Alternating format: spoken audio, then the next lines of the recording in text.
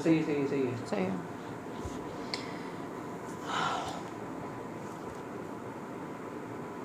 अस्सलाम वालेकुम, मेरा माइक लगा हुआ है ना, फोन कर रहा हूँ।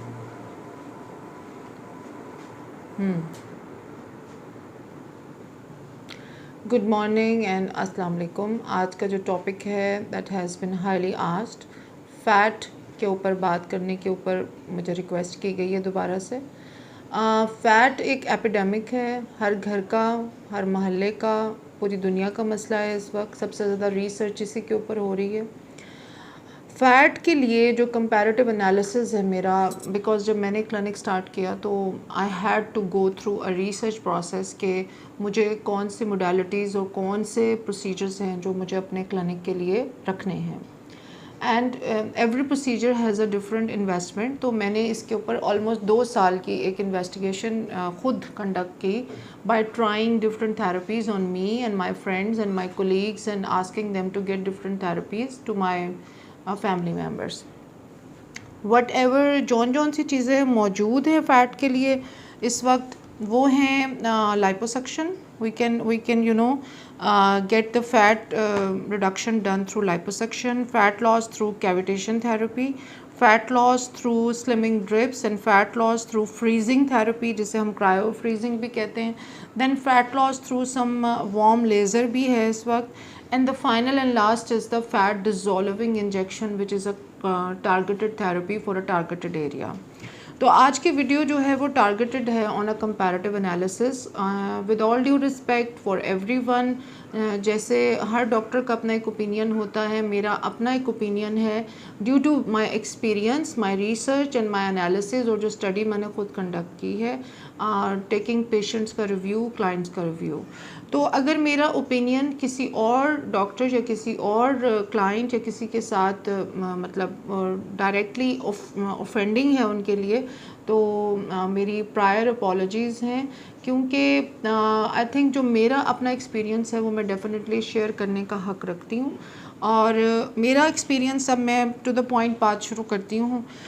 नंबर 1 ये कि कैविटेशन थेरेपी के अंदर मैंने देखा कि मैंने बहुत सारे खुद भी लिए कैविटेशन थेरेपी के सेशंस, कुछ मशहूर क्लिनिक्स है जिनके पास बहुत ही फेमस मशीनरीज़ हैं, दे हैव अब उनकी इंपोर्ट भी बहुत अच्छी है, उनकी क्वालिटी भी बहुत अच्छी है। And I got to know कि 2-3 सेशंस के बाद मुझे सिर्फ ब्रूजेस हुए पेट के ऊपर, बट कोई आधे इंच का भी मुझे डिफरेंस फील नहीं हुआ। नंबर 2 पे हम आ जाते हैं फ्रीजिंग थेरेपी। फ्रीजिंग थेरेपी का भी मैंने 2 सेशंस लिए, अपने कुछ फ्रेंड्स को दिलाए, फैमिली मेम्बर्स को दिलाए।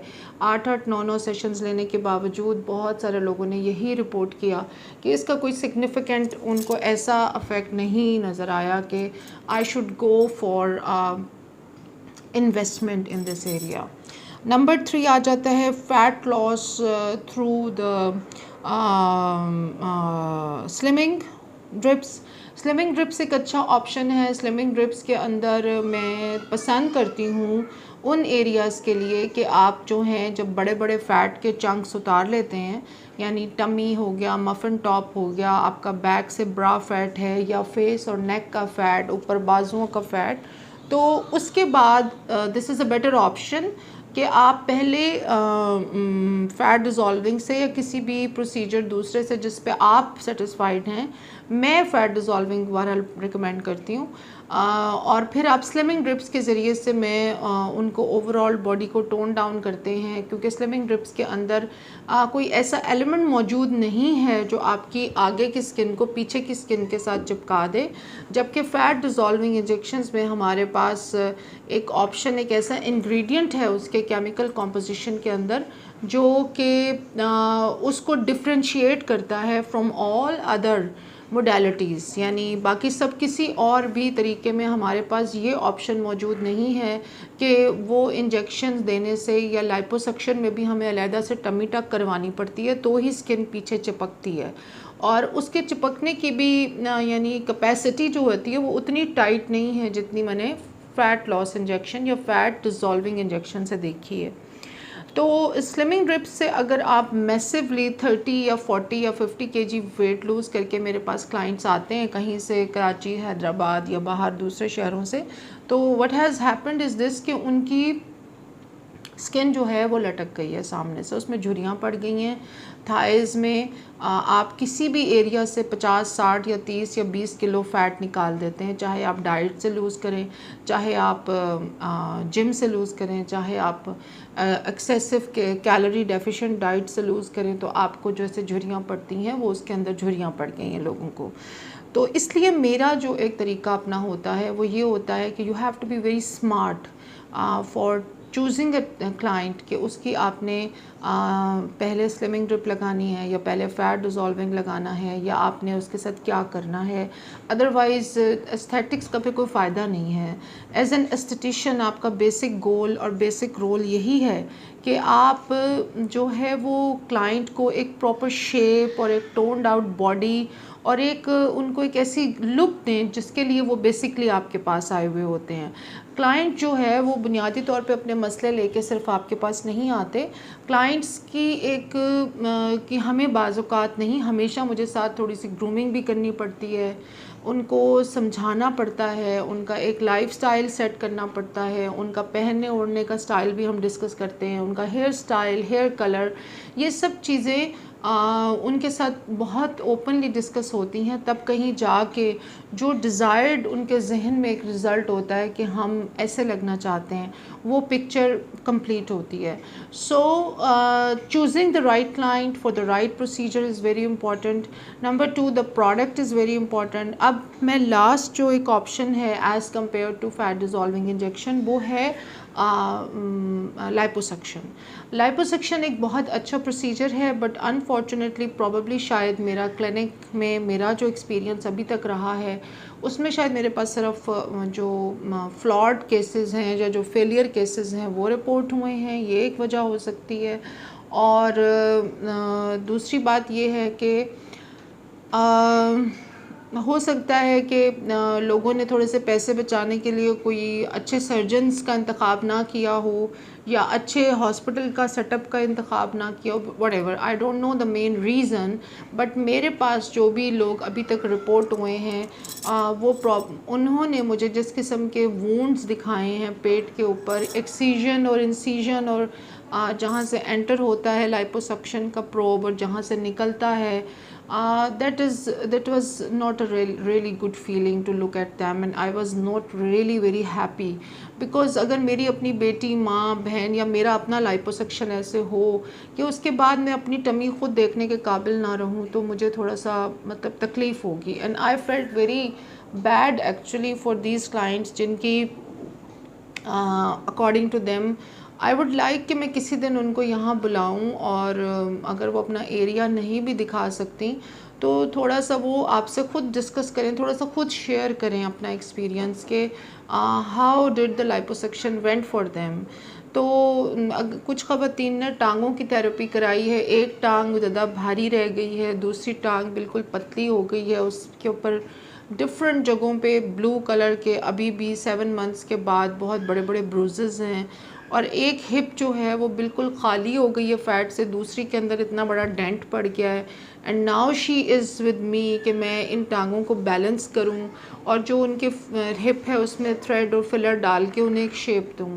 तो I am sure, I am very sure that there are very good liposuction experience out there, and there have been so many successful procedures being done by so many plastic surgeons. तो मैं उसको बिल्कुल भी question नहीं कर रही हूँ इस वक्त, लेकिन जो मेरे पास अभी कुछ प्रॉब्लम्स आई हैं उनको शेयर करना मेरी मॉरल ड्यूटी बनती है। सेकेंडली, कुछ ऐसे केसेस मेरे पास आए हैं कि आपका लाइपोसक्शन 2 दफ़ा हो चुका है, लेकिन आपको पता है कि जब बहुत बड़ा चंक होता है पेट का, तो उसमें से अगर आपका आगे का 15-20 इंचेस फ़ैट उन्होंने निकाल भी दिया, तो उसके बाद जो ऑर्गन्स के इर्द गिर्द फ़ैट मौजूद होता है वो सीप होना शुरू हो जाता है और पेट के सामने एक गोले की तरह कलेक्शन हो जाती है। और ऐसे जो केसेस हैं उनके अंदर फिर हमने अल्ट्रासाउंड्स कराए, डॉपलर्स कराए, उनकी फाइन नीडल एस्पायरेशन बायोप्सीज हुई, and we confirm the diagnosis that this is only fat, nothing else. And then हमने उनको fat dissolving injections as a targeted therapy दी हैं और 1-2 सेशन से वो बिल्कुल डिज़ोल्व हो गए हैं। तो this was my experience so far. I really wanted to refresh the progress. जो पहली मेरी वीडियो थी फैट डिज़ोल्विंग की, उसमें एवरीवन वाज आस्किंग कि आपने कंपैरेटिव एनालिसिस नहीं दिया है. मैं कोई वर्डिक्ट पास नहीं कर रही हूँ कंपैरेटिव एनालिसिस में. I am not at all an authority, neither I am the most expert person around. मैं I would really suggest you कि मेरी वीडियो को आप सिर्फ इस सिनेरियो में देखिए, because there are lot of things जो सर्जरी को या किसी भी प्रोसेस को अफेक्ट कर रही होती हैं. सर्जन की कैपेबिलिटी, क्लाइंट का सिलेक्शन, क्लाइंट ने आफ्टर केयर कैसी की सर्जन के प्रोसीजर के बाद, did they were they doing all the after care which was asked, और फिर उनकी डाइट बाद में कैसी थी. तो ये बहुत सारे फैक्टर्स होते हैं जो एक चीज़ को डिटर्मिन करते हैं. अच्छा, अब मैं एक बात जो लास्ट करना चाहती हूँ वो ये है कि मैं ये सारे मतलब obviously I am a gynaecologist, तो मेरा थिएटर भी था. I had team, I still have a team with me. तो हमारे लिए कोई लाइपोसक्शन करना इज़ नॉट कोई इतना बड़ी बात नहीं है. अभी भी हम लाइपोसक्शंस प्लान करते हैं जहाँ कहीं ज़रूरत हो, 100 में से किसी एक केस में जो वाकई ही राइट इंडिकेशन बनती है, जहाँ मुझे लगता है कि ये फैट डिज़ोल्विंग से it will take too long and probably they are thyroid client, probably they can't have injections because उनके टेस्ट ठीक नहीं हैं या उनकी और कोई रिस्क फैक्टर्स हैं जिसकी वजह से we can not go for any other procedure. तो हम डेफिनेटली लाइपोसक्शन का क्लाइंट अभी भी हैंडल कर रहे हैं, we are doing the surgeries. But fat dissolving injection एक आम घरेलू आदमी औरत के लिए मुझे ऐसे लगा कि, क्योंकि मैंने ख़ुद पे भी यूज़ किए, आपने एक एरिया को नम किया, आपने उनके कुछ LFTs RFTs उनके थायराइड के टेस्ट करवाए, आपने लोकल एरिया को नम किया, वहाँ पे 1 ml की जो इंसुलिन सिरिंज है वहाँ से आपने बिल्कुल 40 मिनट्स के बाद सुन हुई हुई स्किन के ऊपर उस सिरिंज से आपको बातें करते हुए पता भी नहीं चला. कोई इंसिजन मार्क नहीं है, कोई एंट्री पॉइंट नहीं है, कोई एग्ज़िट पॉइंट नहीं है, कोई बाद में इन्फेक्शन का चांस नहीं है, कोई एनेस्थीसिया नहीं है, एनेस्थीसिया की प्री एनेस्थीसिया फिटनेस नहीं है, कोई हॉस्पिटल स्टे, हॉस्पिटल एडमिशन नहीं है. और सबसे बड़ी बात ये कि आपके पूरे ख़ानदान और बरादरी में से किसी को नहीं पता कि आपने इंजेक्शंस लगवाए हैं. बिकॉज़ अगर आप हॉस्पिटल में एडमिट हो जाएं तो वैसे ही एक मतलब शोर मच जाता है कि जी क्या होने लगा है, अभी इनका जी क्या कौन सा प्रोसीजर होने लगा है, ये क्या करवाने लगी हैं या लगे हैं. So lot of clients are very happy with this particular notion कि वो महीने में एक दफ़ा आए या 2 हफ्ते बाद आए और उनका 3-4 इंच कम हो गया, and rather than telling all the world. और एक लोकल थेरेपी है जो 1 घंटे में हो जाती है. अगर आप नमिंग के बगैर लगवाते हैं तो फिर तो 15 मिनट में हो जाती है, और अगर आपको नमिंग चाहिए तो 1 घंटा लगता है टोटल, जिसमें से 45 मिनट्स आपकी नमिंग के होते हैं. The only thing you have to take care of this कि you have to listen your doctor. जब आपको डॉक्टर कहें अपने टेस्ट रिपीट करवाने हैं, थोड़ा सा लाइफस्टाइल पे हम बात करते हैं. तो मुझे इस सारे सिनेरियो में particularly as a physician, as a doctor, as a aesthetician, I felt like this is a thing I want to have in my clinic. And this was my choice after the whole analysis and whole comparative analysis of patient feedback. क्योंकि मेरी prime priority ये नहीं होती है कि I should make money. My prime priority is always this कि जी एक तो मेरी product की quality बहुत अच्छी हो. Number 2, I want to to make friends. I want to have family relationships till generations, not only with my generation, but I would like कि मेरी जो बहनें, जो सिस्टर्स जो मेरे पास आती हैं, वो मेरी बच्चियाँ, उनकी बच्चियाँ, और आगे हमारा एक फैमिली बॉन्ड हो. तो इस किस्म की जब आप सोच के साथ चलते हैं तो I think you have to be very very conscious about the quality, because money एक बहुत छोटा सा पार्ट है मेरे प्रोसेस का.